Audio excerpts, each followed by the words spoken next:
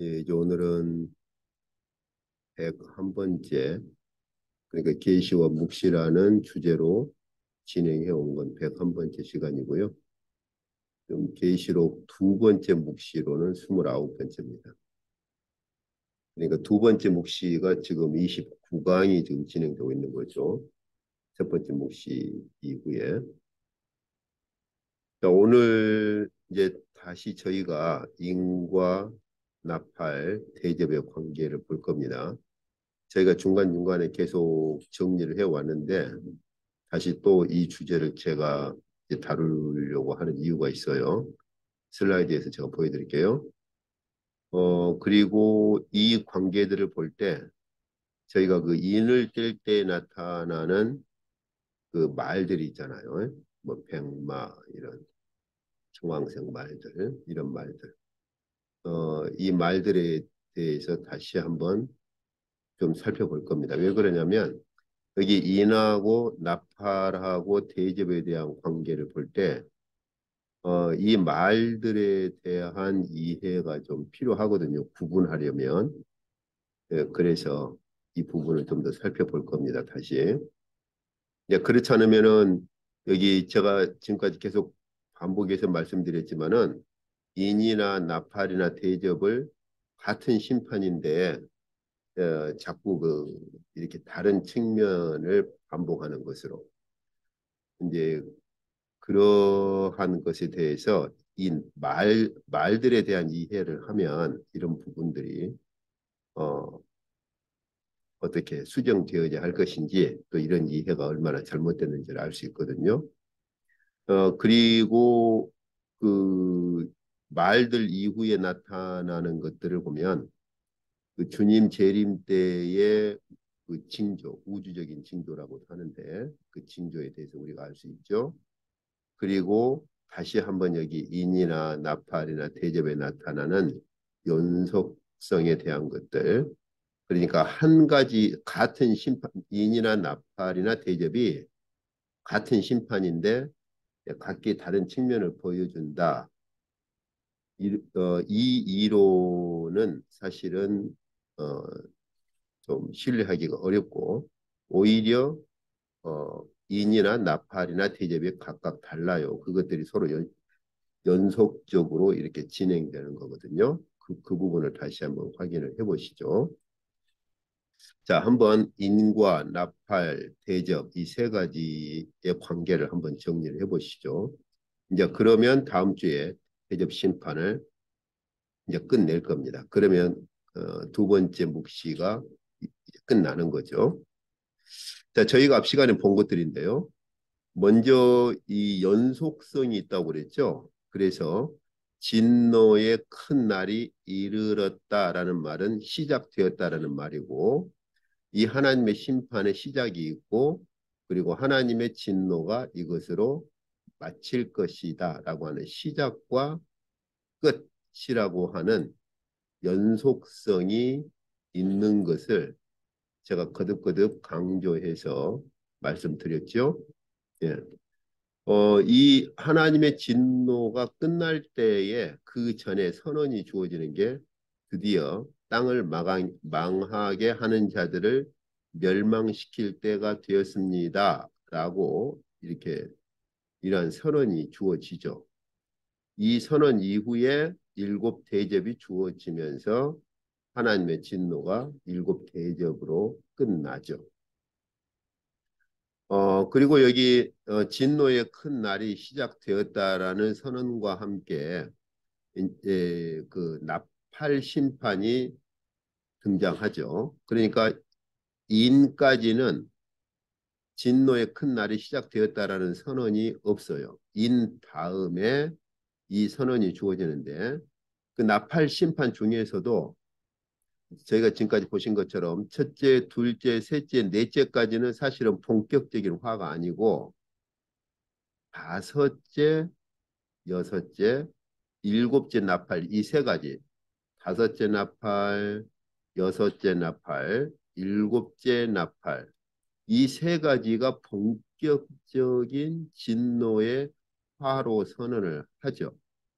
그렇다면 나팔 심판과 대접 심판이 같은 심판인데 이게 반복되는 거다 이렇게 볼 수 있겠느냐 하는 것이죠. 그렇죠? 대접 심판은 일곱 대접 전체가 다 하나님의 심판의 그런 역할을 해요. 그러나 나팔은 첫째부터 네 번째까지는 본격적인 화가 아니고 다섯째, 여섯째, 일곱째가 본격적인 화입니다. 그러니까 제가 자꾸 말씀드리지만은 어떤 자기만의 어떤 신학적인 어떤 테두리를 만들어 가지고 그 테두리 안에다가 그 프레임 속에다가 본문을 막 집어 넣어버리려고 하면 이런 문제가 발생하는 거예요. 그래서 이런 부분들을 굉장히 조심해야 됩니다. 자, 그래서 여기 진노의 큰 날이 시작되었다라고 이 선언과 함께 등장하는 게 뭐예요? 일곱 나팔이에요. 일곱 인에서는 이 선언이 주어지지 않습니다. 그렇다면 일곱 인은 진노의 심판에 포함이 안 된다는 말이죠. 그리고 화가 있을 것이다. 이 세 가지 화는 제가 지금까지 보신 것처럼 어디에 적용되는 거예요? 다섯째 나팔이 첫 번째 화, 여섯 번째 나팔이 두 번째 화, 일곱 번째 나팔이 세 번째 화인데 이 일곱 번째 나팔이 바로 일곱 대접 자체라고 했었죠. 그러니까 일곱 대접 자체, 그 일곱 가지 대접 자체가 하나님의 진노의 심판이고 첫째부터 네 번째 나팔은 본격적인 화가 아니에요. 본격적인 화는 다섯째 나팔부터 시작됩니다. 그래서 다섯 번째 나팔이 끝나면 그런 선언을 하죠. 첫 번째 화가 지나갔으니 이제 두 번째 화가 임할 것이다. 그래가지고 임한 게 여섯 번째 나팔이고 그다음에 두 번째 화가 지나고 세 번째 화가 임할 것이라는 선언과 함께 등장하는 게 바로 일곱 대접이에요. 그래서 제가 자꾸 말씀드리지만은 예, 일곱 일곱 가지 나팔과 일곱 가지 대접이 똑같은 심판인데 서로 그냥 다른 측면을 보여준다. 반복된다. 이걸 반복 이론이라고 그러죠. 똑같은 심판이 계속 반복된다. 이렇게 보는 것은 아주 그 상당히 많은 문제를 일으키고 무리한 거죠. 그런데 안타깝게도 예, 지금 계시록을 주도하고 있는 대부분의 학자들이 반복 이론을 채택하고 있죠. 제가 전에 잠깐 말씀드렸지만 원래 이제 교부 때 한번 등장하다가 그게 이제 그 이론이 잠시 동안 사라졌었는데 핸드릭슨이 다시 그 이론을 복구시켰고 그 이후로 이제 계시록을 주도하는 대부분의 우리 특히 개혁 교회에 속한 대부분의 학자들은 반복 이론을 채택을 해서 자꾸 적용을 하다 보니까 책들을 보면은 이쪽 저쪽이 막 말이 안 맞고 엉켜 있어요. 엉켜 있고 설득력이 굉장히 떨어집니다. 자, 그리고서 마지막 일곱 대접이 쏟아졌을 때 이제 하나님의 진노가 이것으로 끝날 것이다라고 하면서 일곱 대접이 쏟아지죠. 이렇게 됩니다. 제가 원래는 계시록을 그냥 가볍게 한번 훑고 지나가려고 그 정도로만 좀 생각을 했었어요. 그런데 지금 진행되어 가면서 또 목회자들과 관련도 되고 그리고 이제 무엇보다 기왕 이렇게 손을 댄 김에 책 출판을 한번 준비를 해야겠다. 좀 그러한 생각이 들다 보니까 조금 더 구체적으로 들어가는데요. 제가 이제 어, 책 출판을 목표로 원고를 좀 손대고 살고 할 때는 그때는 제가 이 학자들에 대한 이론들 구체적으로 인용을 하고 그들의 책을 인용하고 해서 더 구체적으로 그 부분들을 설명을 할 것입니다. 여기서 그렇게까지 들어갔다가는 엉뚱한 대로 빠지니까요. 자, 그러면 여기 인, 나팔, 대접 세 가지를 한번 볼까요?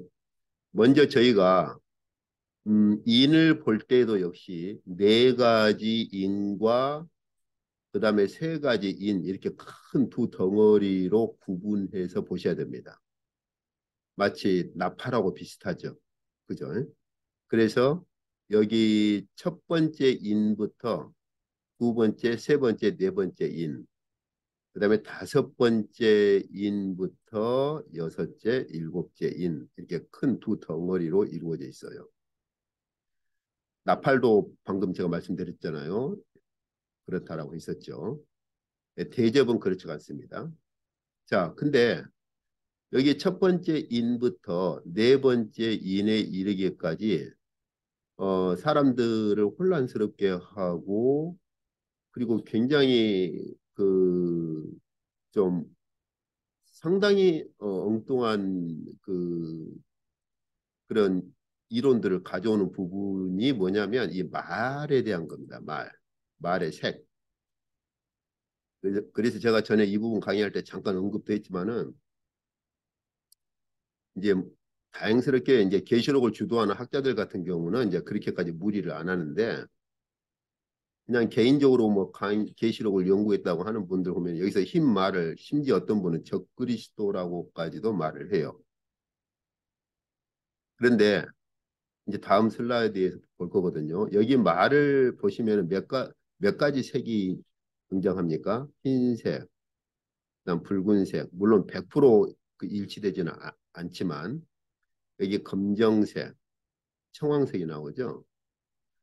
하나님께서 그 묵시에서 이런 흰색이나 붉은색이나 청황색, 검정색은 또 다른 색으로 대치되기도 하고 나타나기도 하고 안 나타나기도 하는데 어쨌든 이런 흰색 말, 붉은색 말, 청황색 말 이런 말들을 하나님께서 묵시에서 보여주실 때는 이 말들은 다음 슬라이드에서 제가 보여드리겠는데 이 말들은 어떤 말들이냐?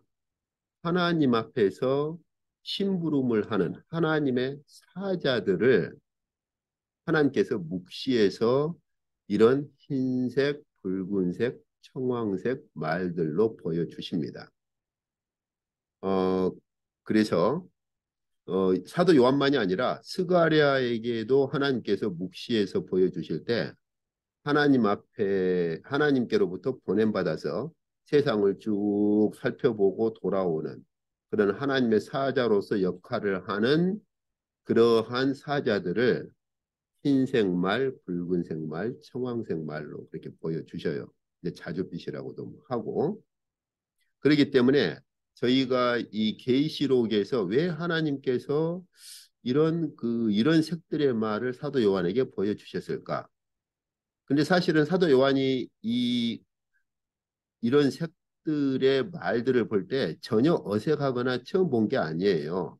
왜냐하면 이미 스가랴서에서 하나님께서 스가랴 선지자에게도 이런 색들의 말들을 보여주셨고 그런 묵시를 주셨기 때문에 구약에 익숙한 그런 자들이라면 아 이거 스가랴 선지자에게 보여주신 거네 묵시로 이렇게 이해를 할 수가 있는 것이고 이게 낯설거나 전혀 이런 이상한 그런 새로운 묵시는 아닙니다.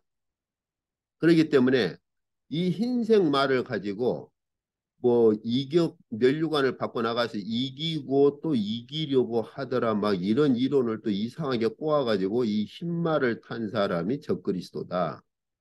이렇게까지 예, 주장을 하는 상당히 어, 좀 이해할 수 없는 그런 주장을 하는 분들이 있어요. 더군다나 면류관을 받고 나가는데 적그리스도가 면류관을 받고 나갈 수 있는가? 예, 그래서 이, 이 말들에 대한 건 다음 슬라이드에서 스가랴서하고 함께 보시죠. 자, 그리고 나서 이제 다섯, 여섯, 일곱째 중에 다섯 번째는 예, 여기 순교자들의 기도니까 이 순교자들의 기도는 이 순교자들의 기도의 응답이 나팔로 그렇게 나타났다고 하는 것을 저희가 보았었죠. 그러니까 다섯 번째 나팔은 전혀 심판과 상관없이 순수한 순교자들의 탄원입니다. 이제 여섯째 인, 여기 다섯째 나팔이 아니고 다섯째 인, 여섯째 인을 떼면 그때는 우주적인 징조가 나타나죠. 그래서 저희가 보실 수 있는 것처럼 이 세상에 이루어지는 징조와 종말의 징조, 주님 재림하실 때의 종말의 징조와 우주에 나타나는 이 종말의 징조, 이렇게 두 가지로 사실은 이루어져 있는데요. 여기 보시면은 이 세상에 이루어지는 종말의 징조는 여러 가지가 등장하죠. 평화가 없어지고 그래서 저희가 이제 다음 슬라이드에서 보겠지만 심지어 자식이 아버지를 이렇게 죽이기까지 또 이르르고요. 완전히 그 아주 비참한 그런 상황이 되어버리죠. 또 이제 완전 기근이죠. 한 데나리온을 가지고 살 수 있는 게 겨우 밀 한 대예요. 그렇죠? 예, 아주 대단한 그 뭐라고 그럽니까? 우리 뭐 이제 그 기근이라는 말로도 보통 표현하죠. 기근. 예, 그래서 참 그 이런 정도가 되어버리는 거죠. 한번 지금 뭐 저희 하루 일당이 얼마인가요? 이제 보통 뭐 10만 원 잡고 그죠? 예, 하루 종일 일해가지고 그 10만 원 가지고 살 수 있는 게 겨우 밀 한 대다. 지금 그 뉴스를 제가 정확히 기억 못해서 정신이 없어가지고 제가 뉴스를 못 보는데 어떤 나라 같은 경우 지금 그 폭동이 일어나잖아요. 그러죠? 예, 그런 정도가 되어버리는 거죠. 어쨌든 다음 슬라이드에서 이 부분은 좀 더 자세히 보시죠. 자, 그러면 이것이 바로 인이죠, 인. 인이고 방금 저희가 보신 것처럼 언제 그 진노의 큰 날이 시작되었다라는 선언이 주어집니까? 바로 여기 나팔부터예요. 여기 보시면은 진노의 큰 날이 시작되었다 6장에서 선언이 되고 그리고 나서 여기 이제 8장에서 여기 6장 이제 6장 12절까지가 여기 6장 12절에서 여섯째 인을 떼고 나면 6장 12절에서 그럼 여기 17절에서 진노의 큰 날이 시작되었다. 이렇게 선언이 시작되죠. 그리고 나면 여기 이제 진노의 큰 날이 시작되었다라는 선언 이후에 일곱째 인을 떼니까 뭐가 등장합니까? 일곱 나팔을 가진 일곱 천사가 나팔 불개를 준비하더라. 이렇게요. 그래서 여기 방금 저희가 보신 것처럼 6장 17절에서 진노의 큰 날이 시작되었다라는 선언이 주어지고 그리고 나면 에, 여기 이제 17절에서 그 선언이 주어지고 그리고 이제 예고 묵시가 주어지고 나서 8장에서 일곱 죄인을 떼니까 일곱 나팔을 가진 천사가 나팔 불기를 시작하죠. 나머지 이제 이 7장 이 부분은 전에 제가 보신 것처럼 일곱 나팔에 대한 예고 묵시죠. 하나님께서 이 일곱 나팔이 어떤 묵시냐 하는 것을 예고로 보여주는 일종의 예고 묵시죠. 자, 그리고서 여기 이제 일곱 나팔이 드디어 등장을 하죠. 8장에서. 근데 방금 제가 말씀드린 것처럼 이것도 마찬가지예요. 첫 번째 나팔부터서 네 번째 나팔까지는 본격적인 화가 아닙니다. 우주에 등장하는 그러한 3분의 1 심판이에요. 그래서 이 자연과 우주에 등장하는 3분의 1 심판인데 이 3분의 1 심판은 바로 여기 다섯째 인을 뗐을 때, 다섯째 인을 뗐을 때 순교자들이 언제나 우리 피를 갚아주시겠습니까? 라는 그 순교자들의 간청으로 이루어진 심판이 일곱 나팔이라 했었죠. 예, 그래서 그 전체 심판이 아니라 3분의 1이죠, 다. 예, 해 3분의 1, 달 3분의 1, 강 3분의 1, 땅이나 수목도 다 3분의 1이죠. 그래서 순교자들의 피를 흘린 피 흘림에 대한 심판이기 때문에 전체 심판이 아니라 3분의 1 심판입니다. 여기 그 보시면은 뒤에 이제 한번 보시면 인에서 종말의 징조가 등장할 때는 4분의 1 정도 그렇게 심판을 하시죠. 자, 그리고 나서 다섯째 나팔, 여섯째 나팔, 일곱째 나팔. 이게 이제 본격적인 화로서 심판이죠. 그래서 여기 9장에 보시면은 하나님께서 무저갱을 열도록 허락을 하셔가지고 그 무저갱에 있는 사자를 끌어올려서 심판을 하죠.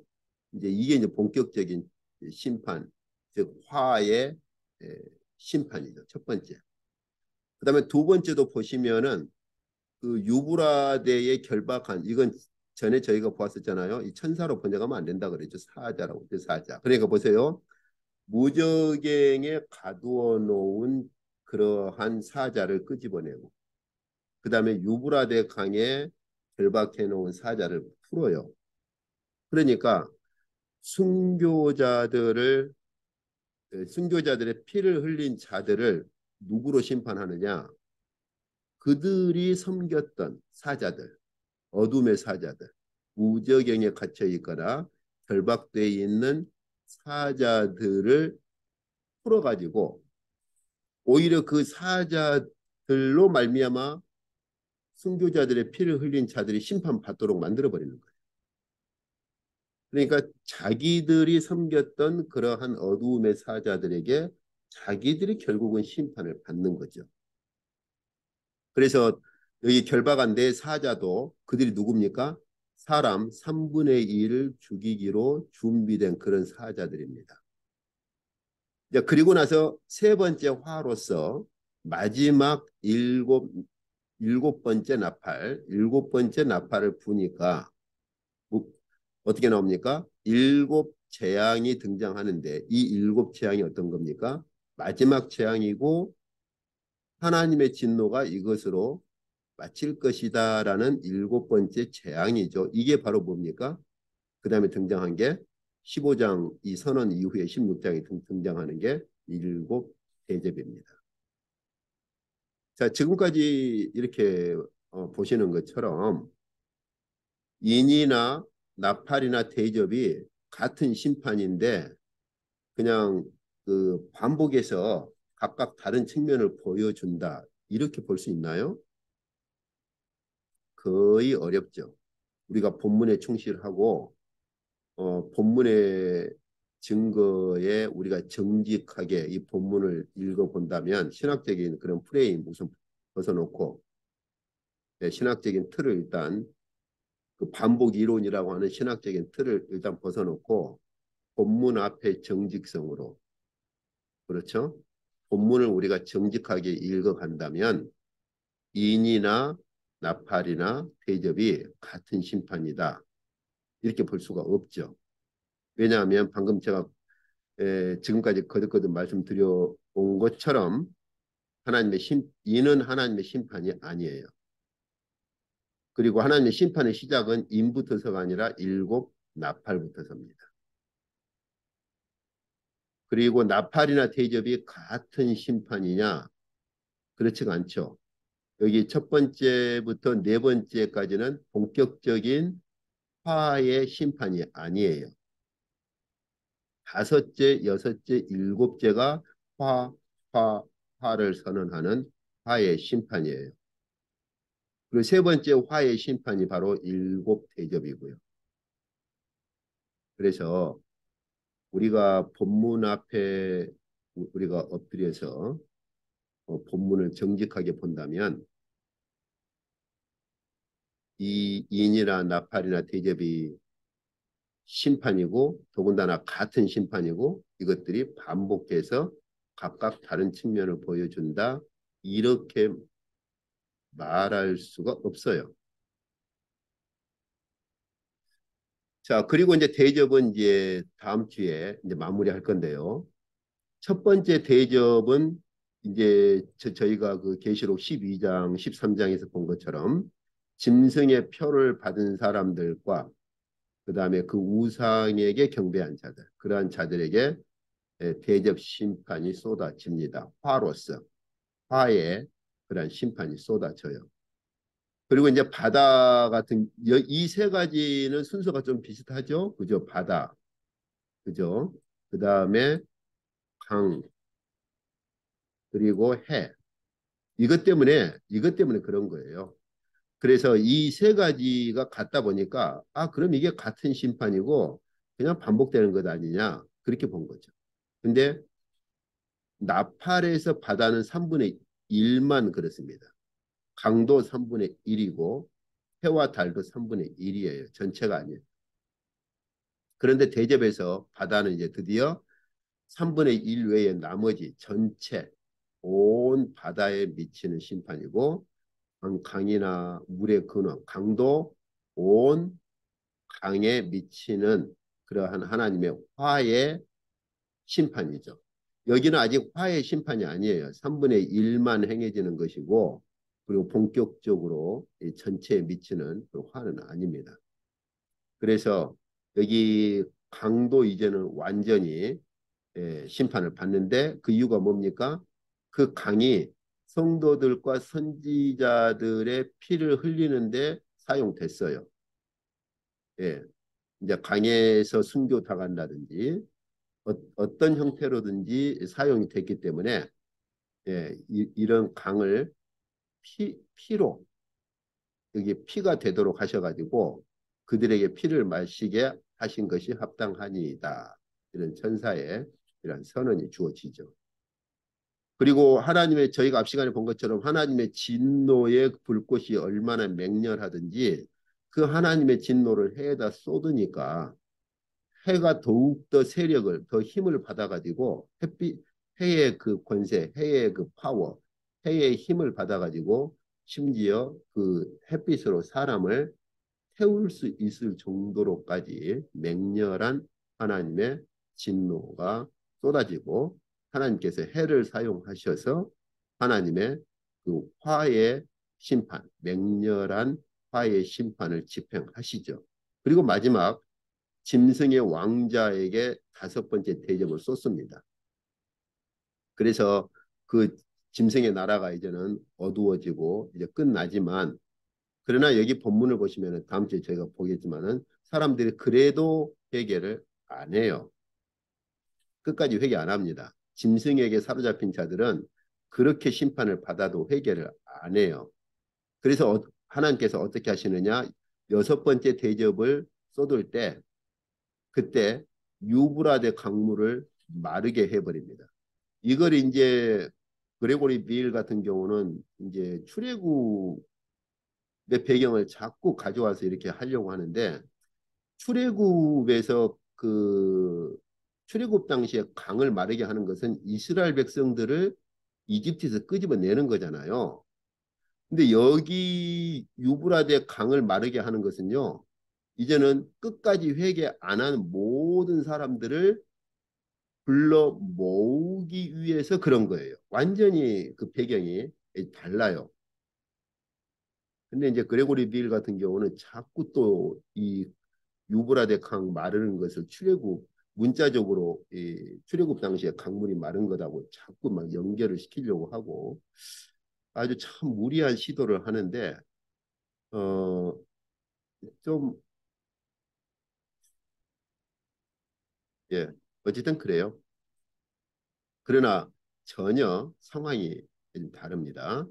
그래서 출애굽은 이스라엘 백성을 이집트에서 끄집어내기 위한 것이고 여기에 강물을 마르게 한 것은 여기 다섯 번째 대접을 쏟았을 때 끝까지 회개 안 한 자들을 한 곳으로 불러 모으는데 이게 바로 뭐냐? 아마겟돈 전쟁입니다.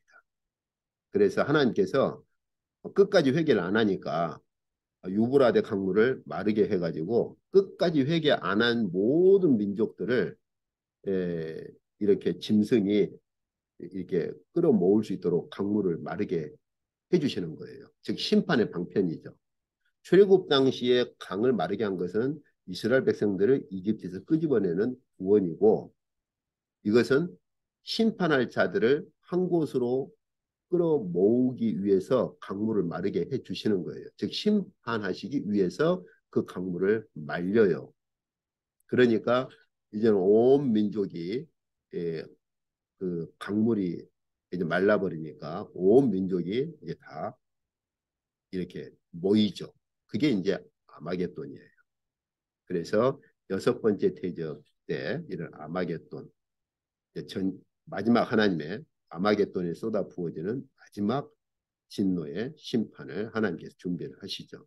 그리고 나서 일곱 번째 대접을 쏟았을 때 모든 것이 다 이루어졌다. 이치돈. 그래서 모든 것들이 다 이제는 이루어졌다라는 선언을 하시는 거죠. 이게 인, 나팔, 대접의 그런 관계예요. 그래서 이런 그 진행 과정을 예, 연속적인 그런 진행 과정을 염두에 안 두면 계시록 읽을 때 굉장히 혼란스러워요.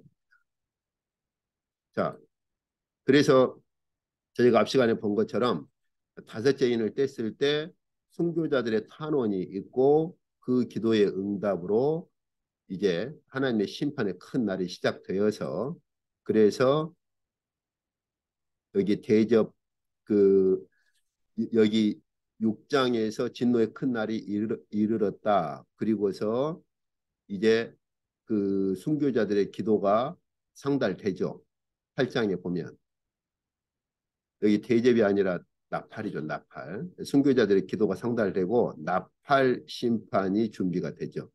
여기 오타입니다. 나팔 심판이 준비가 되고 그래서 나팔 심판이 집행이 돼요. 8장부터. 그리고 방금 제가 말씀드린 그 나팔 심판 중에서도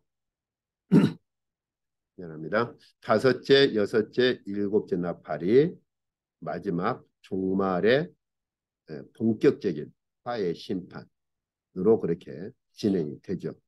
그래서 마지막 세 번째 화로서 일곱 번째 나팔이 일곱 대접 심판으로 진행이 됩니다. 그래서 모든 것들이 끝나고 대접 심판이 모든 것들을 끝내죠. 그래서 저희가 그 앞 시간에 보신 것처럼 이 세 가지는 순교자들의 탄원과 기도의 응답 그리고 그것으로 진행된 것이고요. 그렇죠? 그 다음에 여기서 여기 대접 심판이라고 하는 게 지금 이 세 가지를 제가 묶어서 설명하려고 한 거네요. 예. 순교자들의 기도의 상달로 나팔 심판이 진행되고 그 나팔 심판 이후에 대접 심판이 준비가 되는데 그게 이제 바벨론 멸망하고 그리고 대접 심판으로 진행이 되죠. 자, 그러면 이제 말들에 대한 걸 좀 볼까요? 여기 보면은 하나님께서 그 스가랴 선지자에게 묵시로 보여주신 이 말들이 있어요. 붉은 말, 자줏빛, 그 다음에 백마. 그러면은 그 스가랴 선지자가 묻거든요. 내 주여, 이들이 무엇입니까? 이렇게 물어요. 그러니까 그 천사가 땅에 두루 다니라고 보내신 자들이다. 이렇게 그 말들에 대한 묵시를 해석을 해주죠. 여기서 땅에 두루 다니라고 하나님께서 파송한 그러한 자들이다. 여기서 자들이라고 하는 개념은 일종의 천사들의 개념을 가져 하나님의 사자들. 그러니까 하나님의 사자들을 이런 말로써 특히 붉은 말, 자줏빛 말, 백마 이런 말로써 이렇게 하나님께서 묵시해서 이렇게 보여주시고 그 가운데서 어떤 한 사람이 붉은 말을 타고 있죠. 한 사람이 붉은 말을 타고 있고 그 뒤에 보니까 또 붉은 말, 자줏빛 말, 백마가 있습니다. 여기 이제 한 사람은 바로 인자에 대한 또 다른 표현이에요. 인자 대신 그리스도께서 붉은 말을 타고 있는데 그분 뒤에 또 붉은 말, 자줏빛 말, 백마가 뒤따르고 있는데 이 붉은 말, 자줏빛 말, 백마는 바로 하나님께서 파견한 사자들이에요. 세상을 쭉 살펴보도록 이렇게. 근데 이제 계시록에서는 바로 이 사자들이 바로 종말의 징조를 알려주죠. 그래서 여기서 보실 수 있는 것처럼 어, 자 계시록을 보면은 방금 저희가 보셨던 흰색 말, 그 다음에 이게 이제 검은색은 스가랴서에서는 안 나왔죠. 예, 검정색 말, 청황색 말이 이제 그 자줏빛 말하고 이제 이렇게 이제 대치가 되고요. 그리고 여기 보면은 붉은 말이 또 여기 있죠. 예.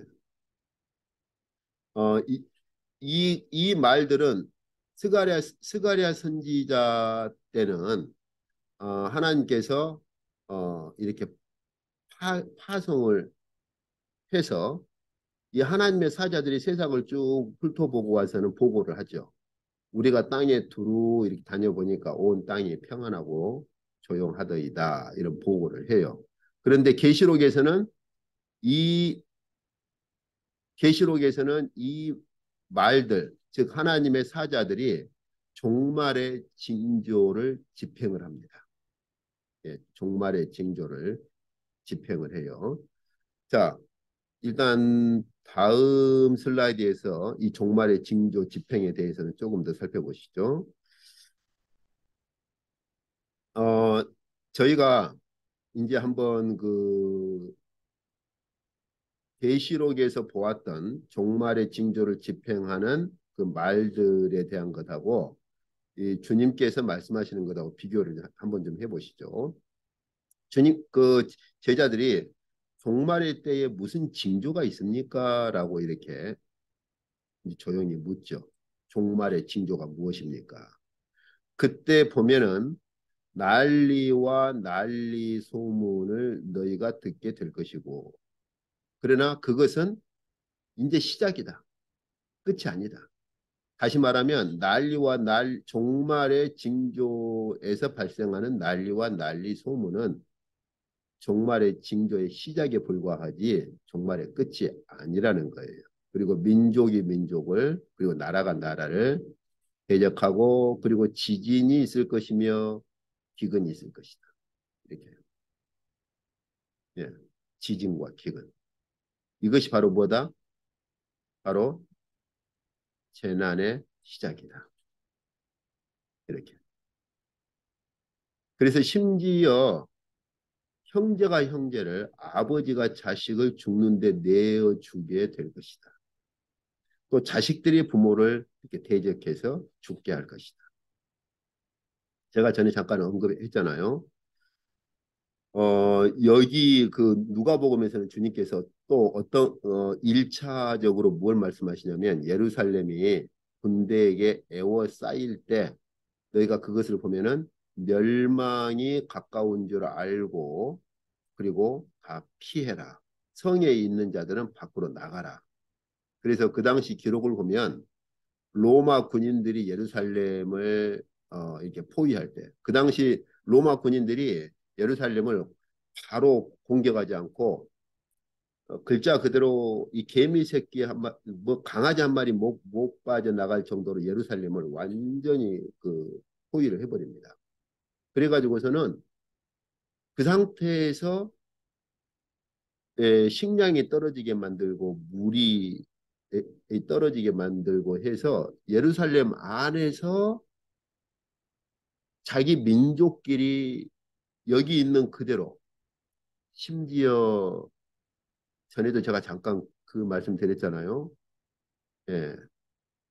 그 정말 아주 거룩한 여인으로 그렇게 인정을 받을 정도의 수산나라는 그 여인 같은 경우는 정신이 굶주림에 정신이 나가서 자기 아이를 삶아요. 그렇게. 그 정도의 기근이 발생해버려요. 그 정도의 기근. 아주 비참합니다. 여러분, 그 요세푸스가 쓴, 다행히 전에 제가 한번 가서 보니까 한글로도 번역이 이제는 되었던 것 같아요. 예. 보시면요, 참 비참합니다. 그래서 이 예루살렘 성 안에서 그 식량을 뺏기 위해서 살인이 일어나고 아주 이 참 그 말로 표현할 수 없을 정도의 일들이 발생하는데 그때 그 그리스도인들은 주님의 제자들은 예루살렘 로마 군대가 예루살렘을 포위하는 걸 시작할 때 이 주님의 말씀을 기억하고서는 다 빠져나갔어요. 그래서 그 이 주님의 말씀을 그 종말의 징조로 이해를 하고서는 주님의 말씀을 믿는 자들, 주님의 제자들, 주님의 말씀을 따르는 자들은요, 그 로마 군대가 예루살렘을 포위하는 걸 시작하는 것을 보자마자 다 빠져나갑니다. 그런데 이제 그것을 이제 그 유대인들, 주님의 말씀을 믿지 않는 유대인들은 로마 안에서 아니 그 예루살렘 성 안에서 항전하려고 로마 군대와 싸우려고 대기하고 있었는데 방금 제가 말씀드린 대로 그냥 바로 공격하지 않았어요. 강아지 한 마리 못 빠져나가도록 포위하고서는 그냥 포위된 상태에서 로마 군인들은 음식 갖다가 먹고 장기전으로 가버리는 거죠. 그러니까 예루살렘 안에서는 식량이 떨어지죠. 물도 떨어지죠. 그러다 보니까 이제는 자기들 안에서 완전히 칼부림이 일어나고 식량을 뺏고 평화가 다 없어져 버려요. 그게 이제 일차적인 주께서 말씀하신 일차적인 종말의 징조의 성취입니다. 일차적으로 그것을 보여주신 거예요. 주님 재림하실 때는 그보다 더 큰 기근이라든지 이런 평화가 없어져 버리는 그런 것들이 발생하겠죠. 그래서 그것을 징벌의 날이라 이렇게 말씀하셨는데 바로 이 일차적인 성취를 어디에서 볼 수 있느냐? 바로 여기 흰 말, 붉은 말, 검은 말. 그래서 화평을 제거해 버리죠. 평화가 완전히 없어져 버리고 서로가 서로를 예, 그렇게 죽이고 뺏는 그런 일들이 발생해 버립니다. 그리고 방금 제가 보신 것처럼 검정말 같은 경우는 완전 기근이죠, 기근. 그러죠. 예. 세상에 한 데나리온을 벌어봐야 밀 한 대밖에 못 사요. 한번 저희 생각해 보세요. 저희 하루 일당이 한 뭐 아까 제가 말씀드린 대로 10만 원 잡고 아침부터 나가서 하루 종일 일해가지고 지금 뭐 조금만 기술 가지면은 뭐 전에 제가 한국 들어갈 때 보니까는 전기라든지 조금만 기술 가진 분들은 뭐 하루 일당이 뭐 20만 원 이상도 받는다면서요. 그러면 하루 종일 일해가지고 20만 원 이상 벌어도 밀 한 대. 그러니까 뭐 이건 아주 그 감당이 안 되는 거죠. 근데 실제로 그 당시에 예루살렘 안에서도 이제는 그 로마 군인들이 완전히 포위를 해버리다 보니까는 이제는 더 이상 뭐 돈 주고 뭐를 사고 그러한 정도가 아니고 예, 칼을 가지고 살인을 하고 뺏어야만 생존할 수 있는 그런 상황에까지 가버리거든요. 근데 종말의 때가 되면 이 정도가 될 것이다 그 말이에요. 주님 재림하시기 전에 바로 이런 상황이 벌어진다는 것이죠. 그럼 뭐 이거 돈 주고 사겠어요? 이제 힘 있는 사람이 무력으로 뺏는 거죠. 그래서 모든 화평이 다 제거되어 버리는 것이죠. 그래서 청황색 하나님의 사자로서 청황색 말이 등장할 때는 네 번째 인 뗐을 때 청황색 말이 등장할 때는 완전히 사망 여기 음부라고 하는 것도 이제 무덤을 그 당시에 무덤을 음부라고 표현을 합니다. 죽음과 이런 무덤이 당연히 그 뒤를 뒤따르게 될 수밖에 없죠.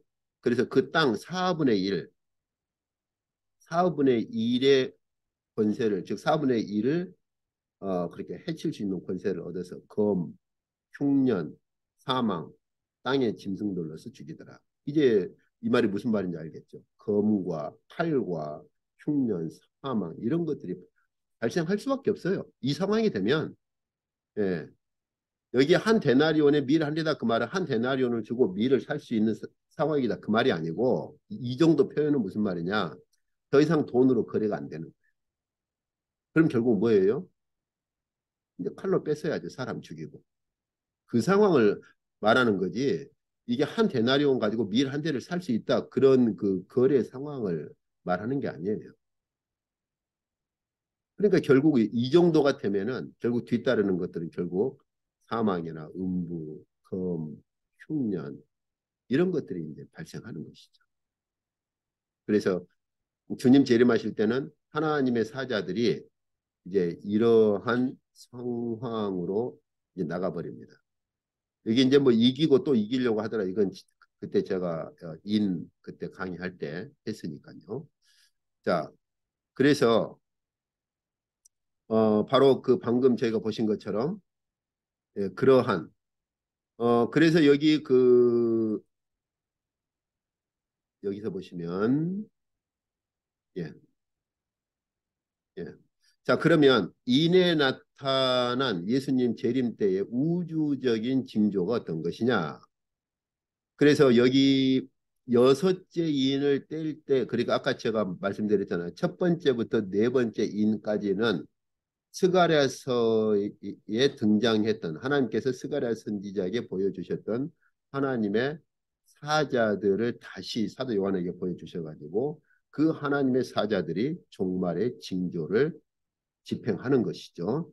그리고 여섯째 인을 떼면은 해나 달 이런 우주적인 징조가 집행되는 것인데 그때가 되면 진노의 큰 날이 이르렀다 이런 선언들이 주어지는데 이건 베드로 사도도 같죠. 그래서 전에 저희가 이 부분 볼 때 이 본문도 같이 보았을 겁니다. 베드로 사도가 그 주님의 날이 이르를 때 어떤 일이 발생하느냐 하는 거죠. 그때 보면은 하늘이 큰 소리로 떠나가고 그렇죠. 물질이 뜨거운 불에 풀어지고 이렇게요. 여기 이제 물질이라고 돼 있는데요. 어, 이게 이제 물질이라는 개념은 아니고 만물을 이루고 있는 것들을 말합니다. 예. 전에 저희가 그 갈라디아서 보실 때 그리스어로 그 초등학문이라는 거 있잖아요. 스케이토야. 그 초등학문이라는 단어와 같은 거예요. 모든 것들을 이루고 있는 기본 원리들 그런 것들. 그러니까 이 우주를 이루고 있는 가장 기본적인 그러한 것들마저도 다 이제는 풀어져 버린다. 이런 뜻인데요. 이건 제가 계시록 끝나면 다시 이제 창세기부터 구약부터 신약 전체를 쭉 조금 더 어, 조금 더 자세히 제가 이제 훑어보겠다고 전에 말씀드렸으니까 그때 조금 더 한 번 더 자세히 보시죠. 자, 그리고 여기 마태복음에서 주님께서 아까 이 예루살렘 안에서만 그런 징조가 보이느냐? 그날 환란 후에 이건 이 그날 환란 후에 이 말 아까 주님께서 예루살렘 안에서 일어날 환란의 징조들을 말씀하셨거든요. 예루살렘 안에서 일어날 환란의 징조들 후에 우주적인 징조가 뒤따른다 그 말입니다. 그래서 어떤 징조요? 해와 달과 별들에 나타나는 징조가 등장하면 그때에 인자의 징조가 하늘에서 보일 것이다. 어떤 겁니까? 구름을 타고 재림하시는 징조가 보일 것이다. 이렇게요. 그래서 1차적인 성취로 예루살렘에서 보여주셨지만 그때는 우주적인 징조들은 안 나타났죠. 왜요? 예루살렘 안에서 일어났던 건 1차적인 징조에 불과한 것이니까. 그러나 마지막 때에는 정말 예루살렘 안에서 일어났던 징조들과 함께 우주적인 징조가 같이 동반되고 그러면 주님 재림하시는 징조가 같이 동반됩니다. 이것이 누가복음에서도 같은 말씀을 저희가 볼 수 있죠. 자, 그러면 여기 이 연속성에 대한 걸 한번 좀 보시죠. 여기 이제 저희가 지금까지 보신 것처럼 에, 이미 첫 번째 슬라이드에서 저희가 보셨는데 에, 여기 연속성에 대한 것을 안 놓치셔야 됩니다. 예, 그래서 여기 제가 처음에 말씀드린 것처럼 네 가지는 이 땅에서 일어나는 종말의 징조입니다. 그리고 이 여섯 번째 인을 뗐을 때 나타나는 종말의 징조가 이제 우주적인 종말의 징조죠. 그래서 이 우주적인 종말의 징조가 확장되는 게 나팔이죠. 그래서 순교자들의 기도 응답으로 순교자들의 기도 응답으로 이 나팔 심판이 집행될 때 그때 먼저 네 가지는 우주적인 여기 이미 우주적인 종말의 징조가 시작된 거예요. 예. 이 우주적인 종말의 징조가 시작됐는데 그 상태에서 3분의 1이 이제는 이 3분의 1이 어떻게 진행이 될 것인가. 특히 우주적인 것. 그러니까 인을 뗐을 때 나타나는 종말의 징조는 해가 검어지고 달이 피같이 되잖아요. 이걸 조금 더 확장해서 설명을 하는 겁니다. 그래서 먼저는 3분의 1이 어떻게 됩니까? 이제는 해와 땅과 그렇죠. 땅, 그 다음에 강, 해, 달. 이 3분의 1이 이렇게 전체가 아니라 3분의 1이 어두워지죠.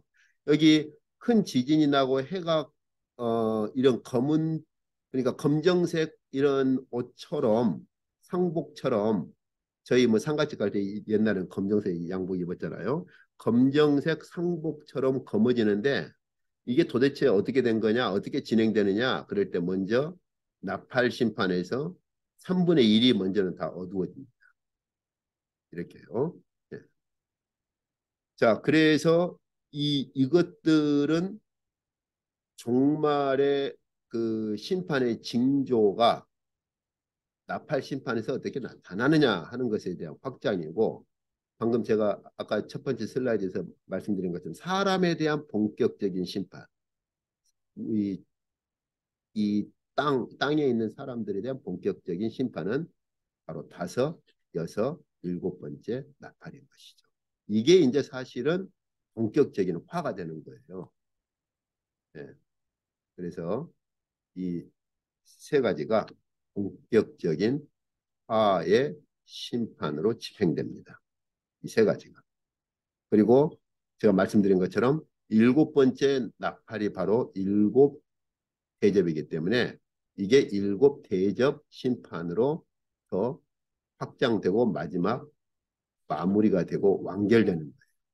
이렇게 진행되는 거예요. 제가 이 부분 컬러를 좀 바꾸죠. 예. 그래서 이런 식으로 진행이 되는 겁니다. 이 흐름을 안 놓치셔야 돼요. 이렇게. 이렇게요. 예, 그래서 저희가 계시록을 보실 때 이 흐름들을 잘 잡으시고 하나님께서 마지막 때에 종말의 징조를 어떻게 보일 것이며 그 종말의 징조를 보인 순간부터서 종말의 심판을 어떻게 집행해 가실 것인가 하는 이러한 것들을 제가 계시록 읽으실 때 눈여겨보시고 아까 베드로 사도 권면처럼 그럼 우리가 어떠한 자들로 살아야 할 것인가 이것도 저희가 늘 고민도 해야 되고 생각도 많이 해야 합니다. 네, 오늘 이쪽까지 하도록 하겠습니다.